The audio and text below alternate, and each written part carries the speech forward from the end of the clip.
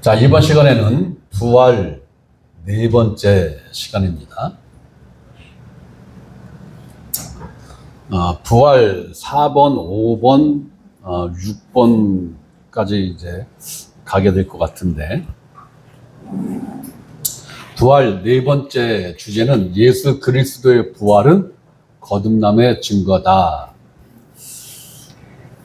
자, 디모데 후서 2장 11절을 봅니다. 디모데 후서 2장 11절.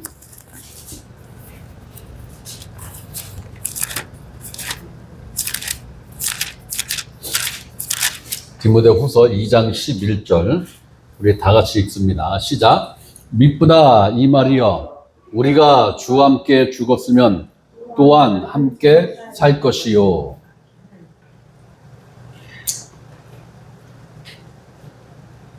이 말씀에서 대부분의 사람들이 함께 살 것이요에 방점을 두고 이 말씀을 읽는데, 자, 예수 그리스도와 함께 살기 위해서는 반드시 주와 함께 죽는 일이 전제가 돼야 된다라는 거예요. 네. 그러니까 지금 성경을 읽는 많은 사람들이 특히 이 신약성경에서는 전제가 되어지는 말씀들이 꽤 여러 번 나와요. 이것이 있기 위해서는 이것이 선행돼야 돼. 근데 많은 사람들이 성경을 읽으면서 결과만 집중을 해서 봐요. 결과만. 그러니까 내가 그리스도 안에서 사는 일이, 그리스도와 함께 사는 일이 있기 위해서는 반드시 무엇이 선행이 돼야 돼요? 내가 그리스도와 함께 죽는 일이, 죽은 일이 있어야 하나님의 은혜로 내가 그리스도와 함께 사는 일이 생긴다라는 거예요. 네. 성경을 이렇게 읽고 또 설교하는 사람들도 그렇게 설명을 하다 보니까 그리스도와 함께 죽는다라는 것은 관심사항이 아닌 거야. 살 것이요에만 방점이 찍혀서, 그럼 어떻게 사는 건데에 대해서는 설명을 안 해. 그냥 살았어. 이렇게만 설명을 한단 말이에요. 그런데 성경은 항상 A라는 값이 나왔으면은 이 값이 어떻게 해서 나왔는가에 대한 설명이 앞에 있어요. 네.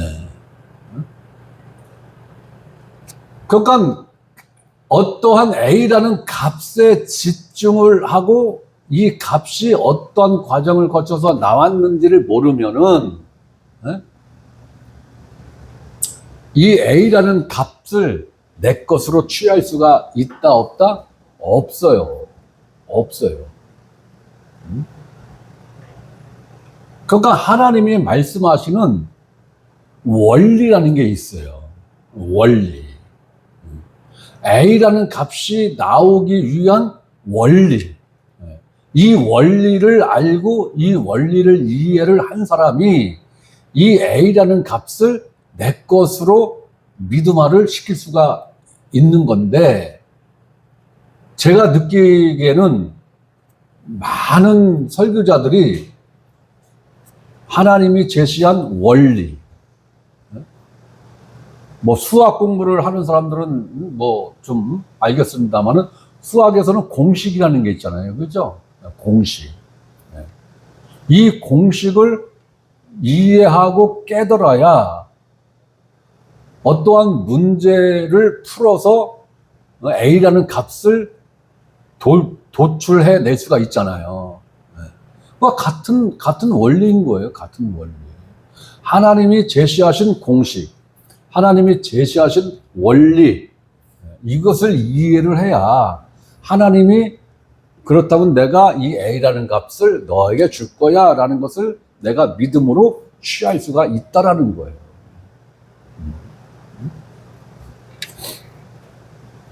자, 봅니다. 믿보다 이 말이요. 신실하시다 이거예요. 변함이 없다 이거예요.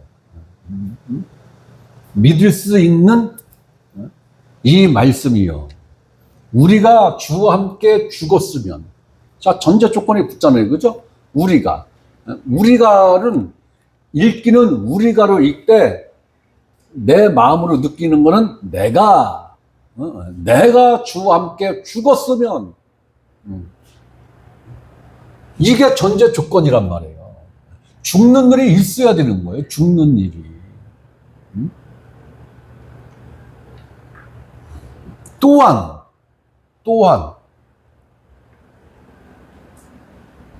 누구와 함께 살 것이요? 예수님과 함께 살 것이요. 그러니까 죽는 것도 예수 그리스도와 함께, 사는 것도 예수 그리스도와 함께. 네. 그리스도를 떠나서는 있을 수 없는 일이에요. 그리스도 밖에서는 있을 수 없는 일인 거예요. 그러니까 우리가 그리스도 안에 있다.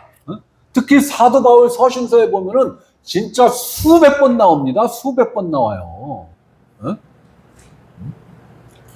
내가 교회 개척하기 전에 전도사로 있을 때 주일학교 교사 3명인가 4명한테 내가 숙제를 낸 적이 있어요. 로마서, 그 다음에 갈라디아서, 에베소서, 골로새서, 빌립보서, 네. 요 5권의 성경을 읽고 안에서, 그러니까 예수 그리스도 안에서, 주 예수 그리스도 안에서라는 이 말이 몇 번 나오는가 한번 체크해서 한번, 다음 주 주일학교 교사 교육 시간에 내가 물어보겠다고 그랬어. 그 내가 물어봤어. 그랬더니 한 분이 진짜로 숫자를 세왔어. 내가 지금 그 숫자를 정확하게 기억을 못 하는데 100 몇십 번 나온다라고 이야기 하더라고요. 100 몇십 번. 그러면 바울 서신이 거기에 안 들어간 게 뭐가 있어요? 고린도 전후서는 뺐죠. 분량이 많으니까. 데살로니가 전후서, 디도서, 디모데 전후서는 거기 숫자에 안 들어간 거예요. 그 성경책까지 포함해서 숫자를 세우려면 몇백 번 나오는 거예요. 아니, 예수님이 그냥 말씀만 해도 엄청난 거예요. 그죠? 그런데 예수님이 어떤 때는 진실로 한 번을 얘기했어. 이러면은 이거는 천지개벽 할 만큼 중요한 말씀이라는 거예요. 그죠? 그런데 심지어 예수님이 진실로를 한 번이 아니고 2번 반복한 적도 있어. 진실로. 이건 뭐야? 천지가 100번 생겼다 깨지고 또 생겼다 깨지고 해도 반드시 이루어내신다는 거잖아요. 그죠? 그런데 사도 바울은 주 예수 그리스도 안에서, 혹은 예수 그리스도 안에서, 혹은 그리스도 예수 안에서라는 이 말을 수백 번 반복해서 사용했다고요, 지금 성경책에. 그러면 이 말이 얼마나 중요한 말씀이겠느냐고. 얼마나 중요하면 수백 번을 반복해서 얘기를 했겠느냐고. 또 하나님은 그걸 수백 번을 반복을 해서 성경책에 기록을 해놨겠느냐고. 그러면 성도님들은 그렇다 쳐도 설교 전문가라고 하는 목회자들은 주 안에서, 혹은 주 예수 그리스도 안에서, 혹은 예수 그리스도 안에서라는 이 의미만큼은 공부해야 되는 거잖아요. 수백 번 반복해서 나오는 이 말씀에 대해서 이걸 아는 사람들이, 이걸 주절해서 설교하는 목회자들이, 설교자들이 흔치 않아요. 그러니까 아니, 만약에 주 안에서 예수 그리스도 안에서 주 예수 그리스도 안에서라는 이 단어를 신약 성경에서 빼버리면 사도 바울 서신서에서 이 단어들을 몽땅 다 제거를 한다면 과연 문장이 될까? 과연 문장이 될까? 그러면 얼마나 중요한 의미를 담고 있는 것인가라는 그 심각성을, 중요성을 최소한 목회자들은 이걸 인식을 하고 여기에 대해서 공부를 하고 연구를 해서 성도들에게 이것을 제시를 해줘야 되는데 오늘날 21세기를 살아가는 기독교인들 중에 예수 그리스도 안에서라는 이 의미를 제대로는 고사하고 어슴푸레라도 이해를 하고 있는 사람이 과연 몇 퍼센트나 될까? 저는 여기에 대해서 강한 의구심을 갖고 있는 거예요.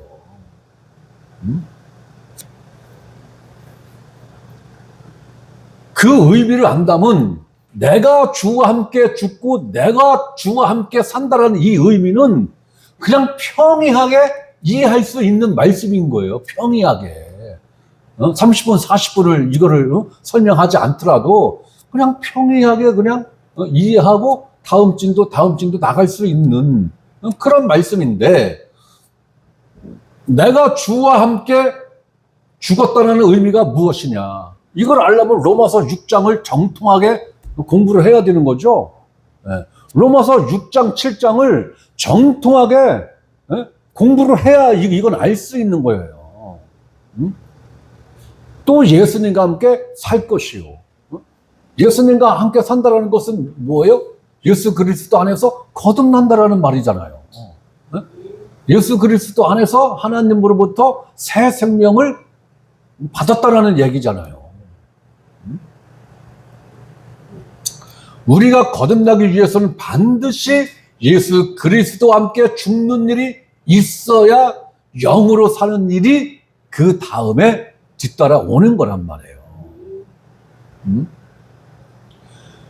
우리가 예수 그리스도와 함께 영으로 사는 일이 이 결과치가 있기 위해서는 예수 그리스도와 함께 죽는 일이 있다면 그리스도와 함께 사는 일은 연장선상에서 자연스럽게 쭉 진행이 되는 값이란 말이에요.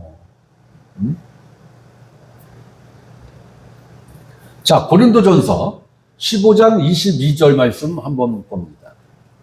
고린도전서 15장 22절 말씀.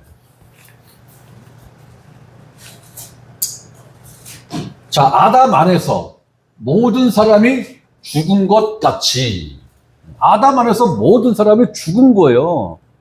생명이 죽은 거예요. 죽은 생명이라는 거예요. 아담 안에서.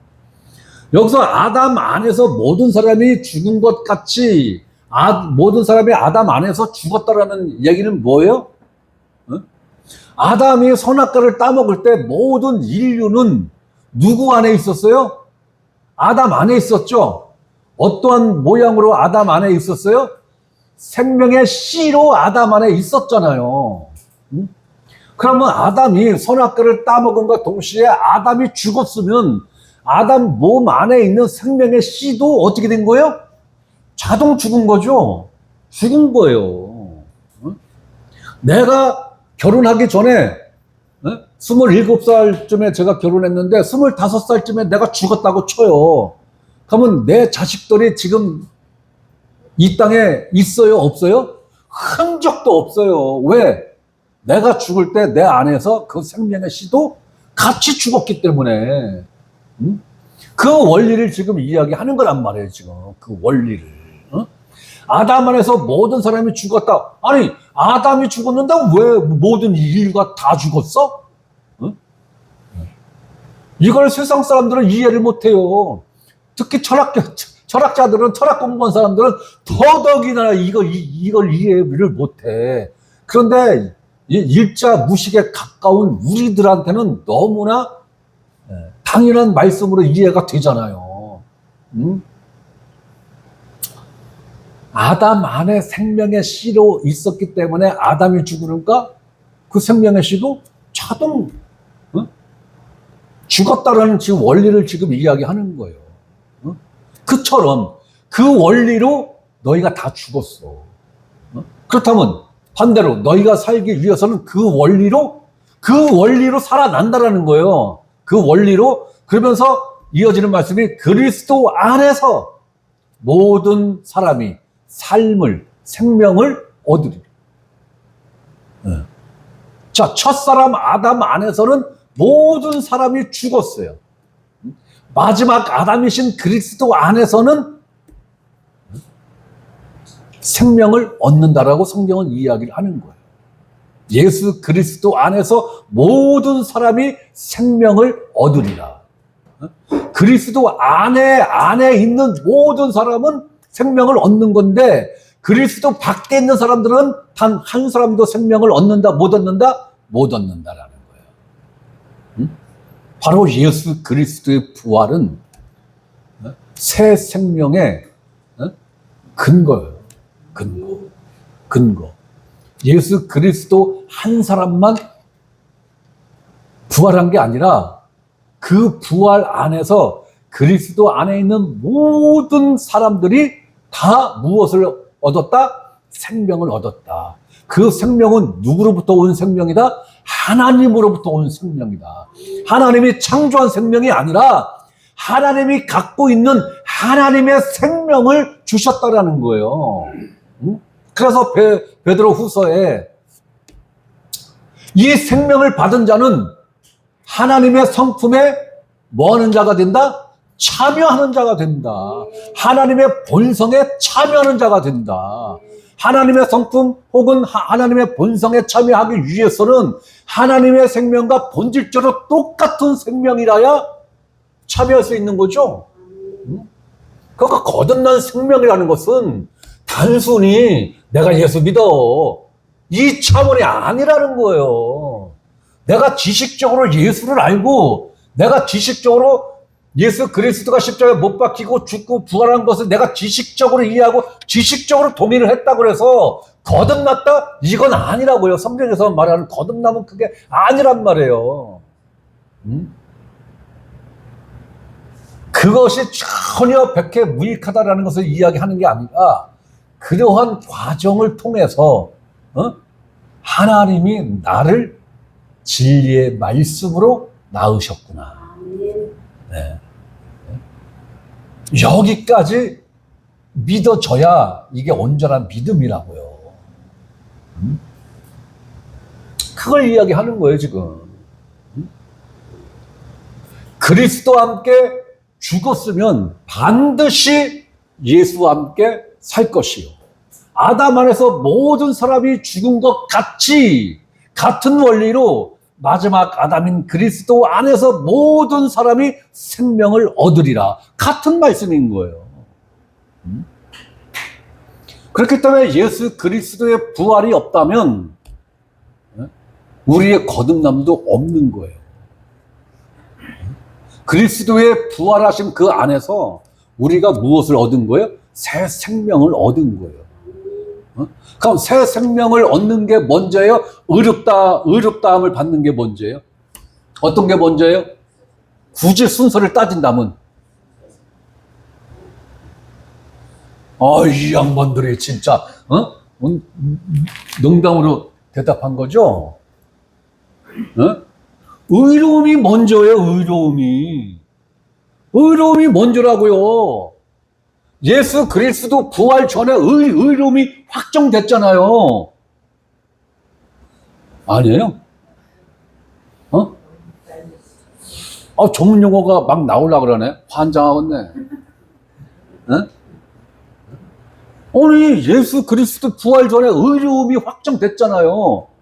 그 의로움이 확정된 것에 대한 증거가 뭐라고 그랬어요? 부활. 부활을 통해서 세상 죄가 해결됐구나, 이거고, 그렇죠? 네. 그 부활 안에서 의롭게 된 자들이 그 부활 안에서 무엇을 얻는 거예요? 생명을 얻는 거예요. 새 생명을. 그러니까 굳이 순서를 따지자면 의롭게 되는 게 먼저고 그 다음에 부활이고 그 부활 안에서 우리가 무엇을 얻는다? 새 생명을 얻는다. 그런데 이것은 순식간에 이루어지는 거죠. 동시다발적으로. 그죠? 그렇기 때문에 어떤 게 먼저다 후다 이걸 따지는 게 큰 의미는 없는데 그런데 굳이 순서를 굳이 따지자면 십자가에서 피 흘림이 먼저고 그 피 흘림으로 인하여서 세상죄가 도말된 게 그 다음이고 그렇잖아요. 그죠? 세상죄가 도말됐다는 것은 뭐예요?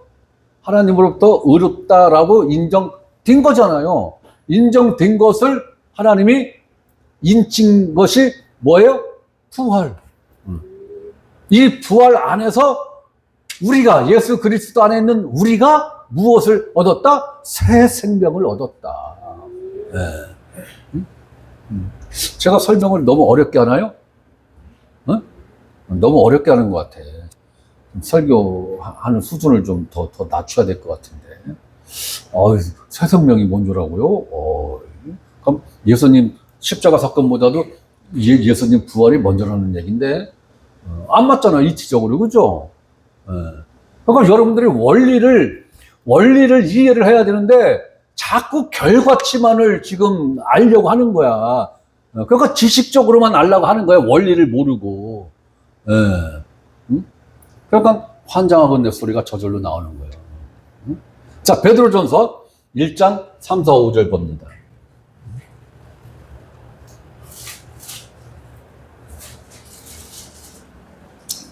베드로전서 1장 3절, 4절, 5절 말씀을 봅니다. 자, 우리 주 예수 그리스도의 아버지 하나님을 찬송하리로다. 예수님에 대한 칭호가 다 붙었어요. 그죠? 주 예수 그리스도의 아버지 하나님을 찬송하리로다. 그의 많으신 긍휼대로 예수 그리스도를 죽은 자 가운데서 부활하게 하심으로 말미암아. 그러니까 부활이 근거라는 거예요. 부활이 근거가 돼서 우리를 거듭나게 했다라는 거잖아요. 그죠? 우리를 거듭나게 하사, 거듭남이 뭐예요? 새 생명을 받았다라는 거잖아요. 그러면 우리가 새 생명을 받으려면 반드시 뭐가 전제가 돼야 돼요? 죽는 일이 전제가 돼야 되는 거예요. 죽는 일이. 산 소망이 있게 하시며, 그러니까 우리가 거듭나는 일에 있어서 전제가 뭐예요? 예수 그리스도가 부활해야 된다는 거예요. 부활을 하셔야 된다는 거예요. 우리가 예수 그리스도가 부활하심 안에서 우리가 새 생명을 얻기 위한 또 하나의 전제 조건이 있다면 내가 그리스도와 함께 죽은 일이 있어야 된다는 거예요. 4절 봅니다. 썩지 않고 더럽지 않고 쇠하지 아니하는 유업을 있게 하시나니. 여기서 말하는 유업은 뭐예요? 상속을 말하는 거죠. 곧 너희를 위하여 하늘에 간직하신 것이라. 그러니까 우리의 상속은 이 땅에 사는 동안 상속을 받을 수 있다는 거예요. 하나님 왕국에 반드시 가야 상속을 받을 수 있다는 거예요. 이 땅에선 상속 못 받는다는 얘기예요. 상속 받는다라는 뭐가 있는 거예요? 소망이 있는 거죠. 이 땅에서는 내가 하나님 왕국을 상속받는다라는 소망을 갖고 사는 거지. 이 땅에서 실질적으로 하나님 왕국을 상속받아서 누리는 삶을 살다가 가는 게 아니란 말이에요. 그 소망을 갖고 사는 거지.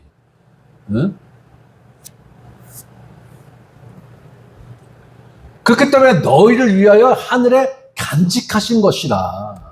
그런데 이거를 이 땅에서 미리 땡겨달라고 지금 아우성을 찌는 거 아니에요, 지금. 땡겨달라고. 예? 요즘은 뭐 그런 말을 안 씁니다만은 80년대, 70년대, 80년대 그 드라마를 보면은 가불이라는 게 있잖아요. 그죠? 가불. 어? 집에서 갑자기 애가 아파서 병원을 가긴 갔는데 병원 치료비가 부족해. 한 100만 원이 나왔어. 월급은 다 쓰고. 이러면은 할 수 없이 회사 가서 사장님한테 사정 얘기하고, 100만 원만 갑을 좀 해주세요. 다음 달 월급을 미리 땡겨주세요. 100만 원만 땡겨달라는 거잖아요, 가불이. 한국 사람들은 그 문화가, 있어서 그런지 몰라도, 지금도, 가불로 땡겨달라는 게 뭘 복을. 상속받을 걸 가불로 땡겨달라는 거야, 지금. 그게 되느냐고. 안 되지.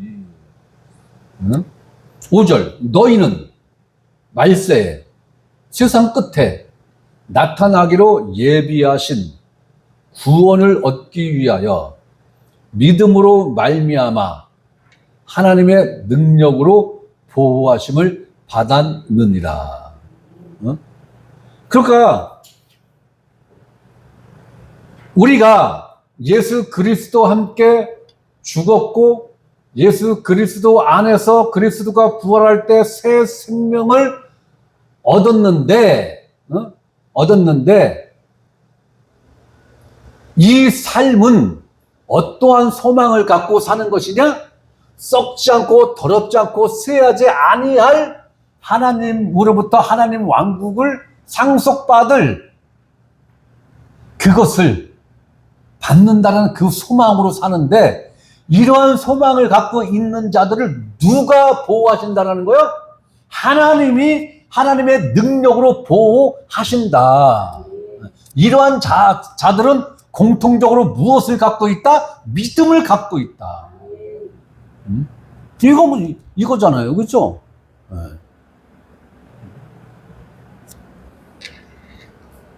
그러니까 내가 거듭났다라는 것은 예수 그리스도의 부활 안에서 거듭남이 있다라는 거예요. 부활 안에서. 그러니까 예수 그리스도의 부활이 없다면 칭의도 없는 거죠. 의롭다함도 없는 거예요. 이 의롭다함이 없다면 예수 그리스도의 부활도 없는 거예요. 부활이 없다면 우리가 예수 그리스도 안에서 새 생명을 얻는 건 애시당초 없는 거란 말이에요. 네. 그러니까 여러분들이 순서를 볼 때 예수 그리스도의 피 흘림, 예수 그리스도의 그 피 흘림으로 인한 칭의가 있어야 되고, 이 칭의가 있는 다음에 예수 그리스도의 부활이 있는 것이고, 이 부활 안에서 우리가 새 생명을 얻은 것이고, 이 새 생명이 갖는 소망은 하늘에 있는 하나님의 왕국을 상속받는다는 것이고, 이 상속권을 갖고 있는 자들은 하나님의 능력으로 보호하신다는 거예요. 우리는 이 믿음으로 이 땅에서 살아가는 것이지, 어차피 하나님 왕국 가면 주실 거 미리 가불로 땡겨주세요. 그래서 우리는 탕자 아닙니까? 하나님. 아니라고요. 그거는 안 되는 일인 거예요. 자, 부활 5번째입니다. 바로 이어서 합니다. 부활 5번째. 예수 그리스도의 부활은 우리 믿음의 근거다라는 거예요. 자, 사도행전 17장 30절, 31절을 봅니다. 사도행전 17장 30절, 31절. 자, 찾았습니까? 우리 다 같이 읽겠습니다. 시작. 알지 못하던 시대에는 하나님이 간과하셨거니와 이제는 어디든지 사람에게 다 명하사 회개하라 하셨으니 이는 정하신 사람으로 하여금 천하를 공의로 심판할 날을 작정하시고 이에 그를 죽은 자 가운데서 다시 살리신 것으로 모든 사람에게 믿을 만한 증거를 주셨음이라 하니라.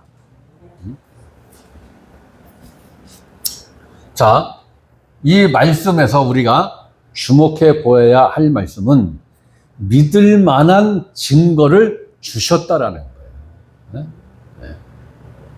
즉, 예수 그리스도의 부활이 우리 믿음의 근거, 증거라는 거예요. 근거라는 겁니다. 그러면 무엇이 믿을 만한 증거라는 것입니까? 속죄를 완전하게 이루신 그 일에 대한 믿을 만한 확실한 증거, 영수증이 무엇이다라는 거예요? 부활이다라는 거예요. 부활이다. 그러니까 부활은 단순히 예수 그리스도가 죽었다가 살아났어. 이거는 국어 사전적 의미죠. 국어 사전적 의미지 성경에서 제시하는 부활의 의미는 아니다라는 거예요. 응? 오늘날 기독교에서는 국어 사전적 의미의 부활밖에는 제시를 하지 못하고 있다는 게 이게 안타까운 거예요. 너무 안타까운 거예요. 너무. 응? 아니 목사들은 전문가라며. 어? 무슨 전문가? 신학을 공부한 신학이라는 학문의 전문가라며. 어? 그러면 신학에 있어서 부활을 빼고 부활을 모른다면은 전문가라고 할 수 있는 거예요? 아닌 거죠? 네. 네? 보일러 기사가 다른 건 다 할 줄 아는데 보일러 그 모다가 고장 난 건 못 고쳐. 네? 그럼 그거 전문가라고 할 수 있는 거예요? 아니죠. 네. 네? 모다를 뺀 나머지는 웬만한 사람도 고칠 수 있어요. 네? 우리 양천공 형제님 같이 눈썰미 좋고 손재주 좋으신 분들은 웬만한 거 다 아마 고칠 수 있을 거야. 네. 아니 보통 사람 수준에서 할 수 있는 정도인데 그 사람을 가르쳐서 어우 전문가야 이렇게 이야기할 수 있어요? 아니라고요.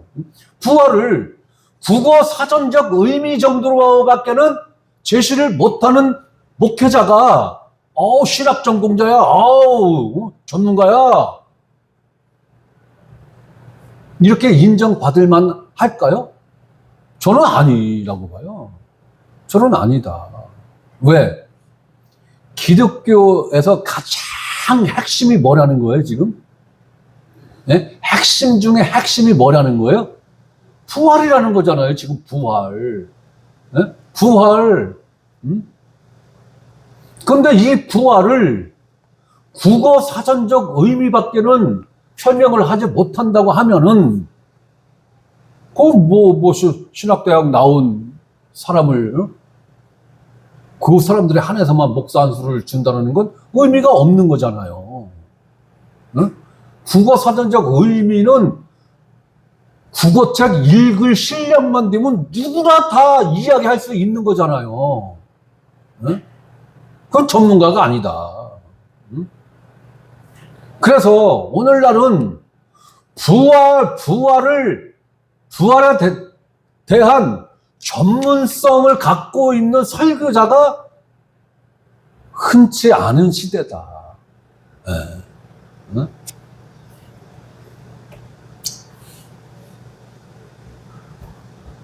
우리 믿음의 근거는, 우리 믿음의 증거는 부활이라는 거예요. 네. 부활이 없으면 믿을 근거가 없죠. 네. 무엇을 믿을 근거가 없는 거예요? 우리 죄가 완전 속죄되었다라는 것을 확인할 방법이 없는 거예요. 어? 막연하게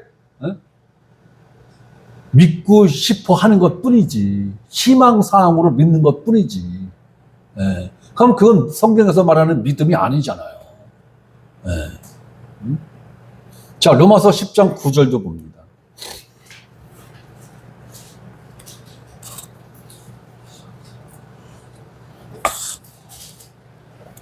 로마서 10장 9절.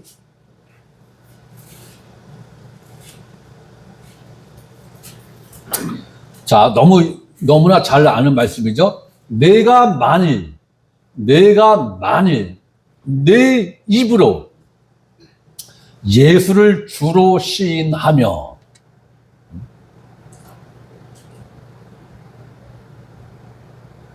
또 하나님께서 그를 죽은 자 가운데서 살리신 것을 내 마음에 믿으면 무엇을 받으리라? 구원을 받으리라. 그러면서 사람이 마음으로 믿어 의에 이르고 입으로 시인하여 구원에 이르느니라. 이 말씀인데, 자 봅니다. 로마서 10장 9절. 내가 만일 내 입으로 예수를 주로 시인하며. 오늘날 대한민국 기독교 인구를 작게는 600만 명, 또 많게는 800만 명으로 추정을 합니다. 그러니까 대한민국 기독교 인구는 1000만 명은 무너졌어요. 600만에서 800만 그 사이를 보는 거예요. 결코 작은 숫자가 아니에요. 600만이라 해도 10%가 넘는 거예요. 작은 숫자가 아니라고요. 자, 보십시오. 이 600만 명에서 800만 명이 되는 기독교인들이 예수를 주로 다 시인해요. 그죠? 자기 입으로 예수는 나의 주십니다. 주 예수 그리스도이십니다라고 100% 시인해요. 교회 한 달 이상만 나온 사람이라면 다 시인한다고요. 다 시인합니다. 과연 그 정도 시인하는 것으로 인하여서 구원받는다라고 지금 이야기를 하는 걸까요? 그러면 여기서 우리가 포인트 있게 봐야 될 말씀이 뭐냐? 주라는 단어예요. 주. 네. 주라는 단어의 이 의미를 정확하게 알고 주여, 주님 이라는 이 고백을 한다면 그 사람은 분명히 믿음의 사람일 것입니다. 그러나 주라는 이 의미를 정확하게 알지 못하고 단순히 예수님을 부르는 호칭으로서 주여 라고 시인을 한다면 이 사람은 미안하지만 거듭나지 못했을 확률이 대단히 높다라고 저는 이해를 하고 있는 거예요. 그러면은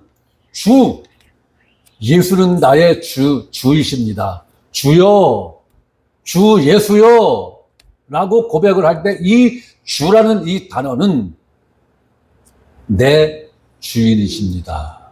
이런 의미예요. 오늘 우리가 시편 24편 1절에서 봤을 때 이 우주 만물의 주인이 누구라고요? 여호와 하나님이라고. 네, 여호와 하나님이 주인이시라고. 그래서 나에게 숨을 들이마셨다가 내뱉을 수 있는 이 능력을 주관하시는 분이 누구라고요? 하나님이라고요. 바로 그 하나님을 지칭해서 하는 단어가 주인이십니다. 모든 우주 만물의 근원이시며 창조주신 바로 주인이십니다. 성경에서 말하는 주 예수 그리스도 할 때 그 주, 우리가 입버릇처럼 고백하는 주여라는 이 말의 주, 바로 내 생명의 주인이십니다. 내 인생의 주인이십니다. 내 삶의 주인이십니다. 그러니 주인님, 하명만 하시옵소서. 우리는 기도할 때 주인이신 예수 그리스도 앞에 꿇어 엎드려서 그분의 하명을 기다리는 것이 기도지, 하인인, 노예인, 나의 소원을 들어달라고 예수님 앞에 욱박지르고 협박하고 얼레고 달래고 협상하는 그 내용이 기도가 아니라는 거예요. 그건 기도 아닙니다. 협박이지. 그건 우격다짐이지. 그건 종이 주인 앞에서 취할 자세가 아닌 거예요. 노예가 주인 앞에서 그런 자세를 취한다면, 주인님, 밥이 이게 뭡니까? 옆집 노예는 나보다 일을 절반밖에 안 하는데도 밥은 2배로 주던데, 걔는 복지가 이렇던데, 나는 이게 뭡니까, 주인님? 제발 나에게도 저 옆집 노예와 같은 복을 주시옵소서. 이러면 뭐가 날라와요? 에? 곤장이 날라오죠? 여봐라! 엎드려 뻗쳐라. 곤장을 엉덩이가 터지도록 패라. 매만 버는 거예요. 어른들 말씀대로 매만 버는 거예요. 오늘날 기독교인들은 하나님 앞에서 매를 버는 기도를 하고 있는 거예요. 주님을 성경에서 이야기하는 그 주인으로 인식하고 깨닫고 믿는 믿음을 가진 종이라면 조용히 그 주인 앞에 무릎 꿇어서 주여, 주의 뜻을 하명하시옵소서. 종인 제가 듣고 순종하겠나이다. 이거 다죠? 이거 이외에 주인님한테 할 얘기가 있어요, 없어요? 없어요. 다른 것을 한다면 주객이 바뀐 거죠? 응? 사실은 네가 주인이고 내가 노예인데 지금 잠깐 내가 주인하고 네가 노예 해야 된다. 그러니까 내 소원 들어줘야 돼. 진이야 내 소원 들어줘야 돼. 내 소원을 들어주는 주인으로 인식하면 이거는 우상 숭배입니다. 이건 기독교가 아니에요. 절대로 기독교 아닙니다. 기독교는 주님이 주인이십니다. 그렇기 때문에 우리는 그분의 노예 신분이기 때문에 노예이므로 우리는 주인이신 예수 그리스도 앞에 꿇어 엎드려서 주여 당신의 뜻을 기다립니다. 이게 오리지널 기도입니다. 이게 오리지널 기도예요. 긴 시간 필요합니까? 우리는 24시간 예수 그리스도 앞에 무릎 꿇어 주인의 하명을 기다리는 자세를 유지하는 그 방향성을 가져야 되는 거예요. 그래야 너희는 쉬지 말고 뭐하라? 기도하라. 그게 성경에서 말하는 쉬지 않고 기도하는 거. 이사야가 이야기했나요? 주여, 제가 기도 쉬는 죄를 범하지 않겠나이다. 사무엘이 그랬어요? 네. 목사가 이렇게 허접해요. 그러니까 성령의 은혜를 목사짓 하는 거예요. 우리의 삶의 방향은 그걸 보고 가는 거예요. 주여, 주님의 뜻을 하시라도 명령하시옵소서. 그렇다면 내가 가는 길 수덕하고 순종하겠습니다. 이거예요. 이 방향성을 갖고 가는 거예요. 이게 쉬지 않고 기도하는 거예요. 이게 기도 쉬는 죄를 범하지 않겠나이다라는 이 말씀대로 살아가는 거란 말이에요. 이게. 그렇기 때문에 예수 그리스도 안에 있는 존재들만이 기도할 수 있는 거예요.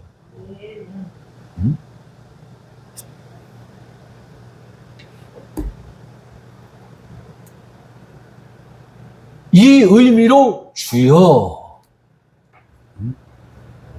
알라딘의 진리로 알고 있는 그 주여는 성경적인 주요가 아니에요. 성경에서 말씀하시는 주가 아니에요.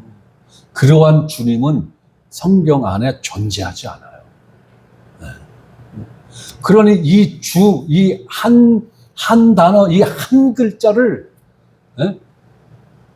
어떻게 이해를 하고 있고 자기 자신 안에 어떠한 의미로 믿음화를 시켰느냐가 하늘과 땅 차이인 거예요. 아무것도 아닌 것 같아도 이 글자 하나, 이 한 글자의 의미만이라도 교회에서 제대로 가르치고 또 성도들이 제대로 이해를 하고 이것을 믿음화를 시킨다면 그 목회자는 성공한 거예요. 1000명, 10,000명, 10만 명이 모여야 성공했어. 웃기는 소리예요. 아니에요. 목사가 단 한 명의 성도가 없었다 할지라도 그 목사가 이 주라는 이 한 글자의 단어를 제대로 이해를 하고 주여 명령하시옵소서 라는 이 목회의 방향성을 정확하게 설정해서 갔다면 그 목회자는 성공한 목회자인 거예요. 내가 목회자로서 성공했다 안 했다를 누가 평가하는 거예요? 예수님이 평가하는 거잖아요. 네? 결코 사람이 평가하는 게 아니에요. 교단에서 평가하는 게 아니고 이 지역사회에서 평가하는 게 아니에요. 그런데 오늘날 목사들은 지역사회에서 좋은 평판 받는 게 성공했어. 교단에서 양목사 이 정도면 성공한 목회야. 이 평판을 성공했다 안 했다의 그 기준점으로 삼고 있잖아요. 그럼 그 목사의 주인은 누구예요? 지역사회 평판이 주인이에요. 그 목사의 주인은 누구예요? 교단에서 자기를 평가한 그 평판이 주인인 거예요. 그렇죠? 결코 예수님이 주인이 아닌 겁니다. 우리의 삶 자체를 평가하시는 분은 내 주인이신 예수 그리스도만이 이 평가를 할 수 있다. 우리는 그 평가에 귀 기울여야 되고 세상 평가, 지역사회에서 받는 평가, 교단에서 받는 평가 아니에요. 결단코 아닙니다. 자, 로마서 7장 14절에 보면 나는 육신에 속하여 죄 아래 팔렸도다. 우리는 무엇의 종으로 태어나는 겁니까? 육적으로 무엇의 종으로 태어나는 거예요? 죄의 종으로 태어나는 거예요. 좋은 말로 표현해서 종이지 원어상으로는 노예란 말이에요. 노예. 우리는 태어나기를 육의 부모를 통해서 태어나기를 죄의 노예 신분으로 태어난 거예요. 그렇기 때문에 죄를 짓는 건 당연한 이치인 거예요. 당연한 순리인 거예요. 죄를 안 지으려고 하는 게 불황당이지. 그러니까 수도원 구들장을 마루 그걸 뜯어내면 거기에 깐난애기들 뼈가 그냥 수북하게 나와. 수도원 지하 창고에 들어가면은 깐난애기들 뼈가 그냥 산더미 같이 쌓여 있고. 아니 실제란 말이에요. 실제. 그럼 그 아이 아버지가 누구고 엄마가 누구예요? 아버지는 신부고 엄마는 수녀잖아요. 그러면서 그들이 겉으로는 얼마나 거룩하고 진실되고 경건하고 그러한 삶을 보여줬잖아요.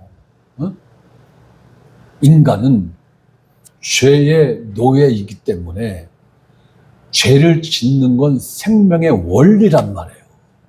거부할 수 없는 거라고요. 우리는 이러한 존재로 태어난 거예요. 죄를 짓기 위해서 태어난 존재라고요. 우리는. 자, 요한일서 3장 8절에 죄를 짓는 자마다 마귀에게 속하나니. 속했다는 건 뭐예요? 식구라는 거예요. 식구. 가족이라는 거예요. 요한복음 8장 34절. 죄를 범하는 자마다 죄의 종이니라. 죄의 노예라는 거예요. 죄의 노예. 그러므로 우리의 옛사람의 주인은 죄, 곧 마귀라는 거예요.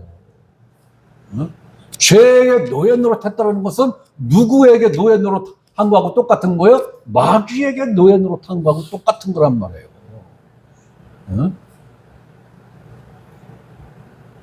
자, 고린도전서 6장 19절. 너희 몸은 너희가 하나님께로부터 받은 바 너희 가운데 계신 성령의 전인 줄을 알지 못하느냐. 너희는 너희 자신의 것이 아니라. 이 얘기는 뭐예요? 거듭난 그리스도인들에게 하나님이 하시는 말씀이란 말이에요. 너희는 너희 것이 아니야. 누구 거라는 거예요? 하나님 거라는 거예요. 왜? 무엇을 근거로 해서? 너희 안에 성령이 거하시지 않느냐. 그러므로 너희는 더 이상 죄의 노예가 아니야. 이제는 나의 노예야. 자유를 갖고 있는 노예. 그러면서 20절. 값으로 산 것이 되었은즉 그런즉 너희 몸으로 하나님께 영광을 돌리라. 하나님이 어떠한 값을 지불했어요? 자기 품속에 있는 독생자를 십자가에 못 박아 죽이는 이 값을 치르고 나를 대신 사왔다라는 거 아니에요. 이것이 승량이에요. 그러므로 너는 너의 몸은 너의 것이 아니다. 그러면 나는 누구의 것이라는 거예요? 하나님의 것이다. 그리고 하나님이 내 주인이시다. 예수 그리스도가 나의 주인이시다. 그러면서 고린도전서 7장 23절. 너희는 값으로 사신 것이니 사람들의 종이 되지 말라. 세상의 종이 되지 말라. 세상의 주관자가 누굽니까? 마귀. 무엇을 도구로 삼아서? 죄를 도구로 삼아서. 그렇다면 우리는 누구의 종인 거예요? 하나님의 종. 예수 그리스도의 종인 거예요. 그러므로 이 세상에는 두 종류의 노예만 있을 뿐입니다. 예수 그리스도에게 소속된 노예와 죄와 마귀에게 소속된 노예. 이 두 부류밖에는 없는 거예요.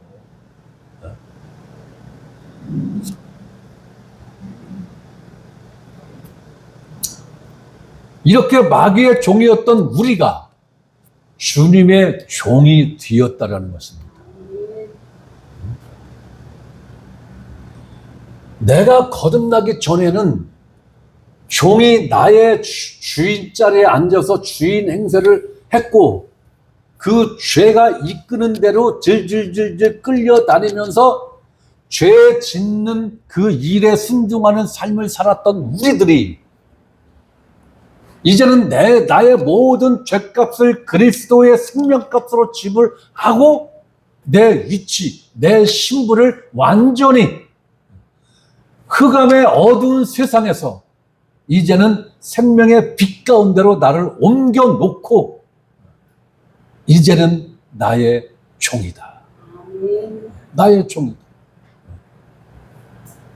그런데도 여전히 죄의 종노릇을 하면서 살아간다라고 한다면 이건 굉장히 안타까운 거죠. 안타까운 거예요.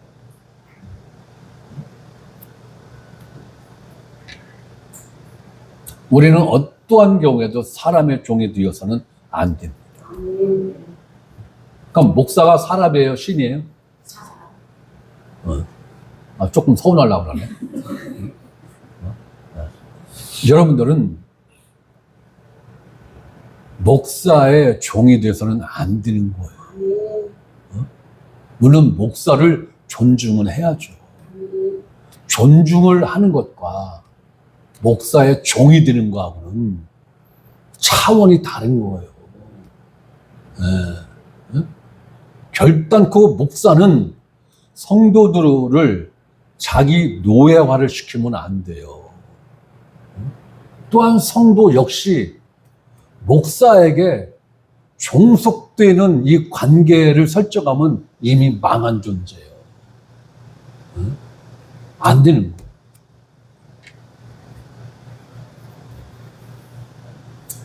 그러므로 거듭난 그리스도인들은 주 예수 그리스도의 종입니다. 목사의 종이 되면 망한 거예요. 그 목사도 이미 망한 존재고. 우리는 이런 의미에서 주님을 주여, 주인으로 인정하고 모시는 겁니다. 이 주라는 의미를 모른다면 그 사람이 아무리 목사를 할지라도, 장로라 할지라도, 권사라 할지라도 40년, 50년, 60년, 80년을 신앙생활을 했다 할지라도 그건 가짜입니다. 가짜예요. 이 단어, 이 한 글자의 의미를 모른다면 가짜입니다. 바로 이러한 의미를 모르기 때문에 나의 뜻, 나의 계획, 나의 주장, 나의 목표가 있는 겁니다. 그리고 그런 것을 논리적으로 하나님 앞에 펼쳐 놓으면서 이것을 이루어 주시옵소서. 이것이 하나님의 뜻이지 않습니까? 이것이 주님의 뜻이지 않습니까? 그러므로 나의 뜻이기도 합니다. 주여 이루어 주시옵소서. 과연 하나님의 뜻일까요? 과연 예수님의 뜻일까요?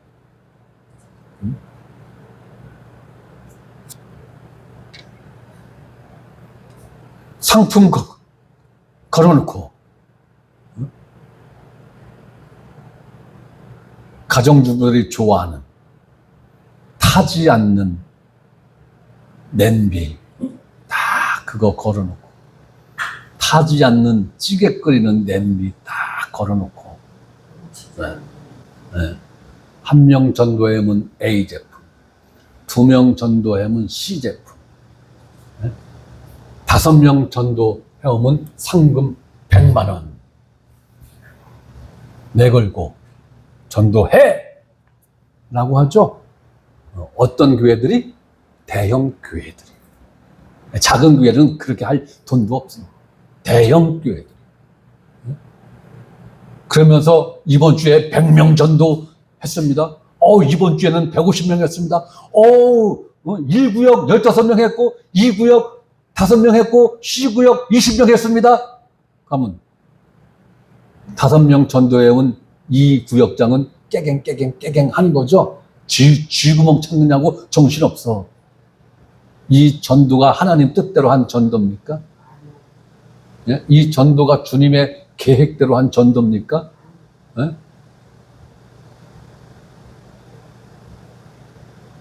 그냥 줄 거면 누구 마냥 그냥 줘. 응? 어차피 헌금으로 또 뜯어서 채울 거 아니여. 그냥 줘, 그냥.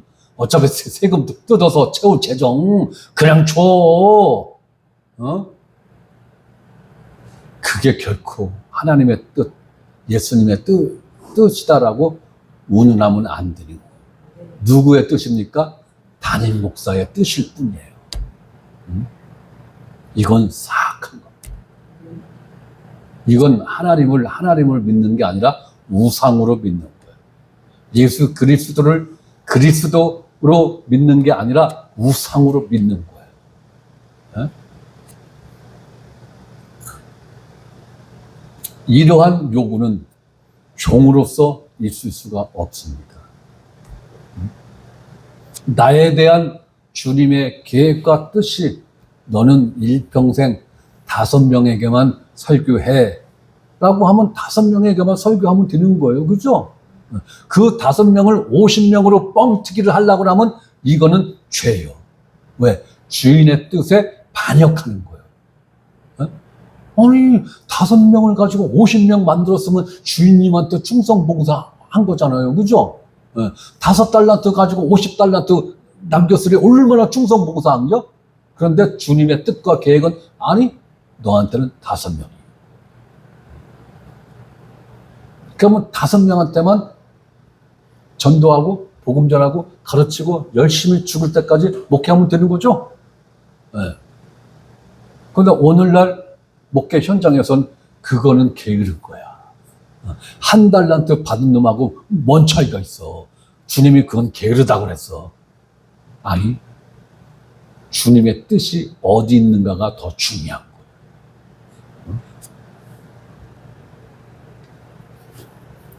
종은 오로지 복종하는 것 이외에 선택지가 없습니다. 내 뜻과 내 계획과 내 주장을 갖는 순간 나의 주인은 누가 주인이 되는 거예요? 내가 주인이 되는 거예요. 내가.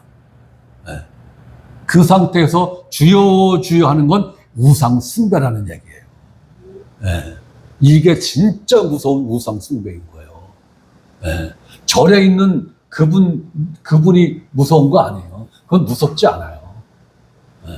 진짜 무서운 건 내 안에 따레를 틀고 있는 나 자신도 인식하지 못하는 이 우상 숭배가 진짜 무서운 거예요. 그러면서 또 이어서 봅니다. 또 하나님께서 누구를? 예수를 죽은 자 가운데서 살리신 것을 내 마음에 믿으면, 부활을 믿으면 이거죠. 부활을 믿으면. 그러면 하나님이 예수 그리스도를 죽은 자 가운데서 왜 살리셨는가? 그 이유를 알아야 되는 거죠. 이 말씀을 목사가 설교를 하려면 하나님이 죽은 예수를 왜 살렸대야? 이걸 설명을 못하면은 하나님이 예수님을 왜 살렸어? 이것도 설명 못하는 거예요. 그죠?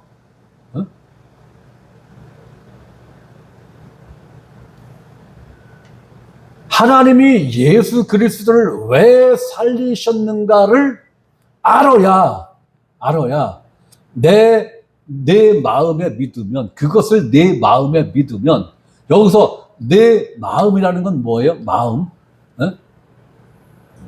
10%?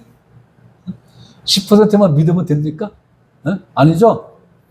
100%를 이야기하는 거예요. 100%. 그러면 하나님이 왜 살렸대? 이걸 알아야 믿을 수 있는 거죠? 하나님이 왜 살렸대? 그러면 예수님은 왜 죽었대? 예수님은 왜 죽었대? 예수님은 피를 왜 흘렸대? 이러한 질문들이 나올 거 아니에요. 그럼 그러한 것들을 종합적으로 애들 과자 선물 사다 주는 게 가장 편한 게 종합 선물 세트가 가장 편이야. 거기 다 들었거든.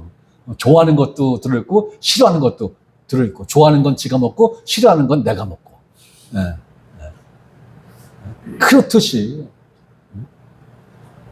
복음은 종합 선물 세트인 거예요.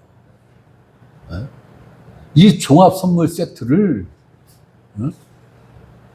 체계적으로 잘 설명을 해주면 그것을 내 마음에 100% 믿으면 무엇을 받으리라? 구원을 받으리라.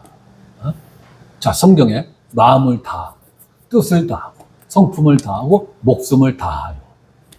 다하여는 100%를 말하는 거죠. 믿으면 100%를 믿어야 되는 거예요. 어디에? 내 마음에. 그런데 우리 인간이 뭐가 됐든 100% 믿을 수 있는 존재예요? 아니에요. 아니에요. 자, 그러면서 10절을 봅니다. 사람이 마음으로 믿어. 무엇을 믿어? 예수 그리스도를 죽은 자 가운데서 살리신 것을 마음으로 믿어 의에 이르고, 입으로 신하여.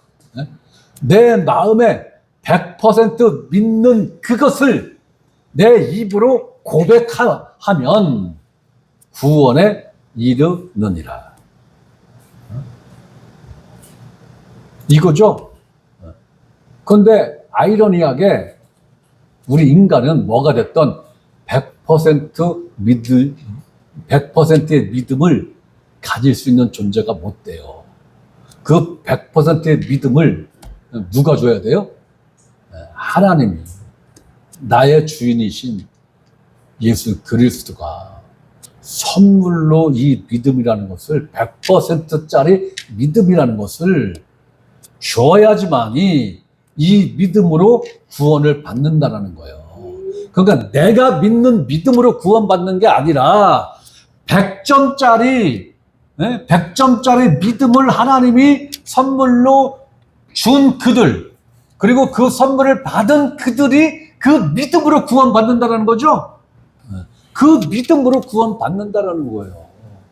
그러니까 이 믿음조차도 내가 힘쓰고 애쓰고 노력하는 게 단 1.1획도 있다 없다? 없다라는 거예요. 100% 하나님이 주신 선물이다. 그러면서 고린도전서 15장 14절 17절을 보고 오늘 마칩니다. 자, 고린도전서 15장 14절.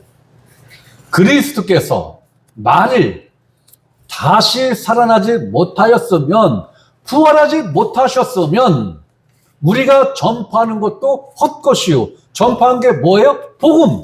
네. 그러면 구체적으로 무엇을 전파했어요?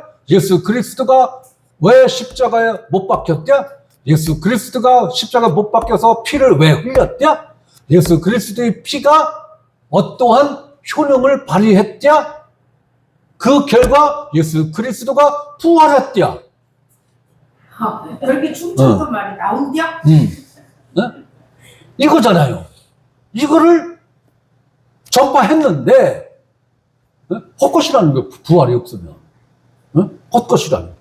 부활이 없으면은 예수 그리스도의 피가 세상 죄를 속죄하지 못했다는 것이고, 속죄하지 못한 피를 흘린 예수 그리스도의 십자가에서 죽음은 개죽음이라는 거고. 네. 그거잖아요. 그러니까 헛거요. 헛거. 우리가 전파한 복음 다 가짜라는 게, 헛거라는 게, 헛소리라는 게. 또 그걸 듣고 너희가 믿은 믿음도 헛것이에요. 허상이라는 거예요. 허상이라는 거예요. 그러니까 이 부활은 우리 믿음의 근거가 되는 거예요. 근거. 이 근거를 우리 인간 스스로 믿어낼 수 없으니까 하나님이 선물로 그냥 준 거란 말이에요. 공기를 선물로 주듯이 공기 인간이 만들어낼 수 있어요? 못 만들어내요. 태양 인간이 만들어낼 수 있어요? 못 만들어내요. 그러니까 선물로 주는 거란 말이에요. 물 자체를 인간이 만들어낼 수 있어요? 없어요. 그러니까 선물로 준 거란 말이에요. 이 자연을 인간이 창조해낼 수 있어요? 없어요. 그러니까 하나님이 선물로 준 거란 말이에요. 그처럼 구원 받을 이 믿음도 우리 인간이 믿어낼 수 없어요. 우리 안에 그런 근거를 갖고 있지를 못해요. 그렇기 때문에 하나님이 선물로 주는 거란 말이에요. 값없이 주니까 이 가치를 모르는 거야. 우리 인간들이 공기의 가치를 압니까? 우리 이광수 형제님은 잘 알아. 왜? 화생방 그 훈련에 그 화생방 그 창고에 들어갔다 나와봐. 이 공기가 얼마나 달고 맛있는지 아주 환장을 해. 아주. 그리고 이제 10분만 지나면 싹 까먹는 거지 또. 그러니까 군대에서 그 고마움을 1년에 한 번씩 정기적으로다가 화생방 훈련을 통해서 각인을 시켜주잖아. 아주 그냥.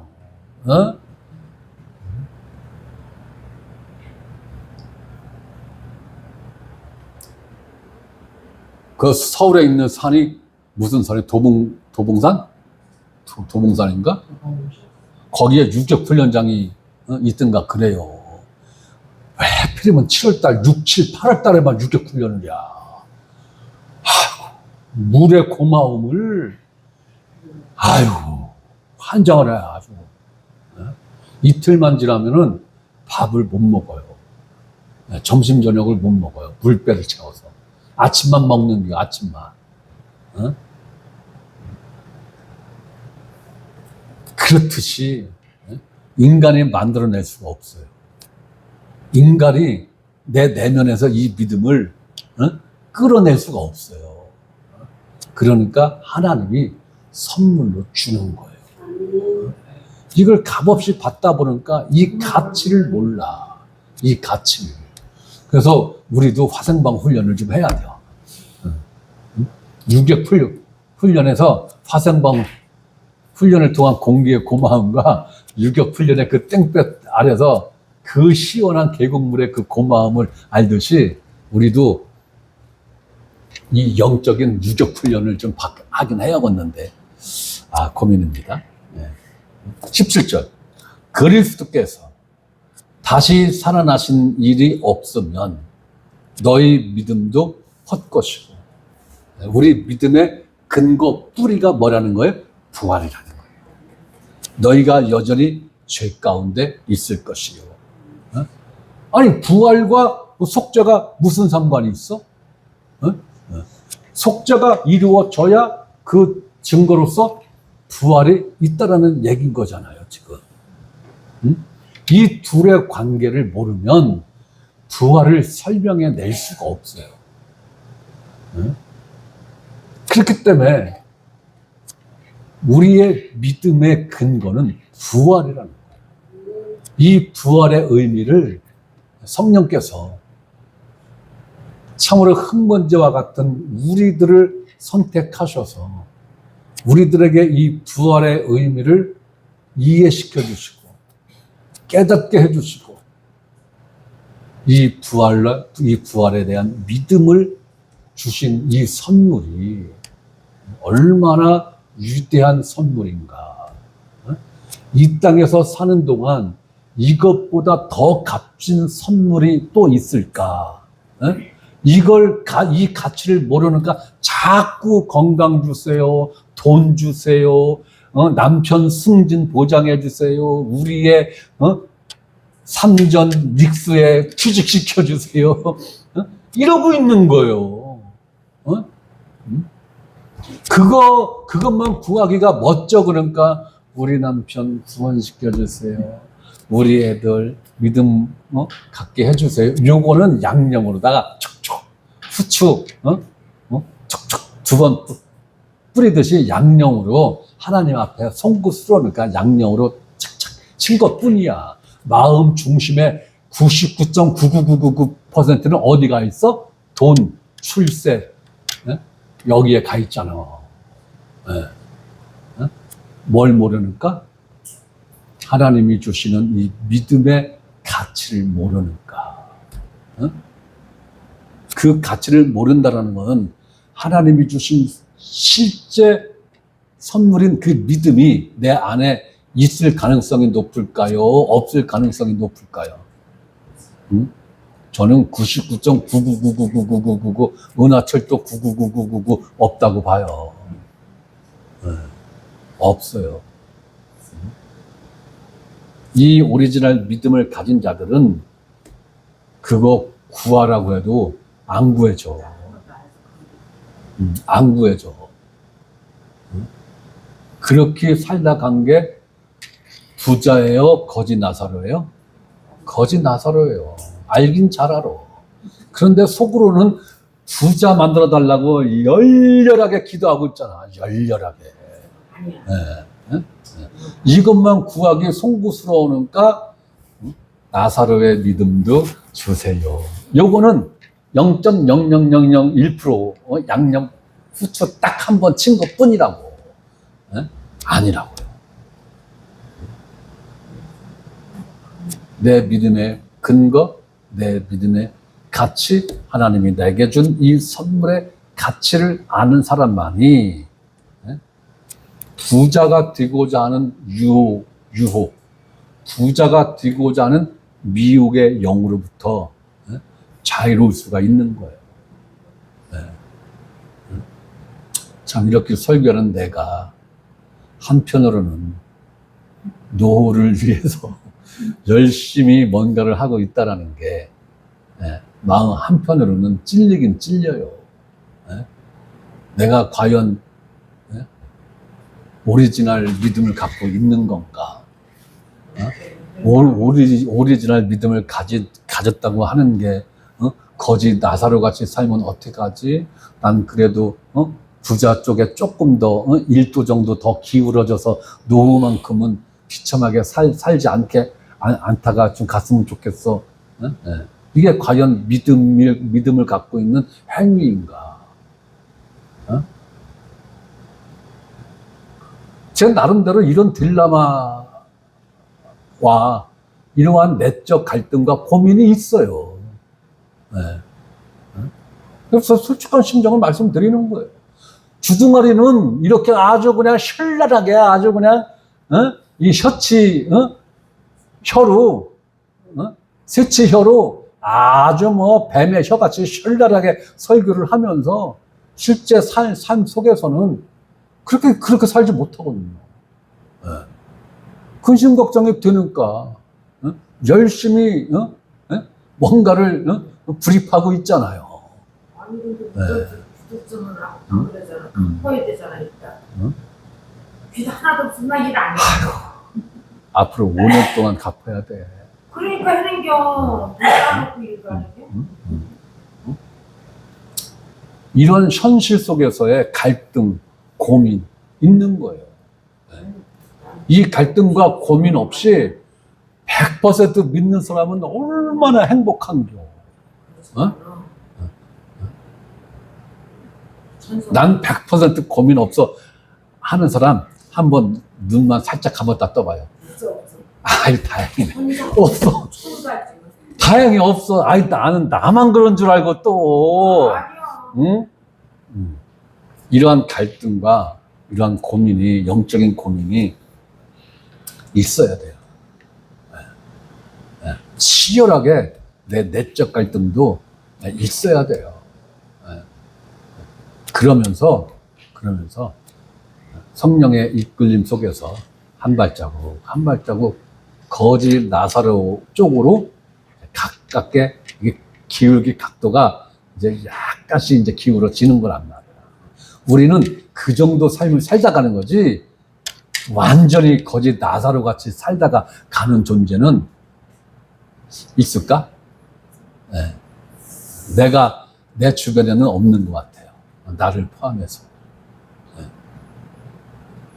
부활은 내 거듭남의 증거이고, 내가 믿는 믿음의 근거라는 거. 네. 이걸 여러분들이 이 의미를 정확하게 인식을 하고 있다면, 여러분들은 행복하신 분들이고 나 또한 행복한 설교자입니다. 자, 오늘은 여기까지.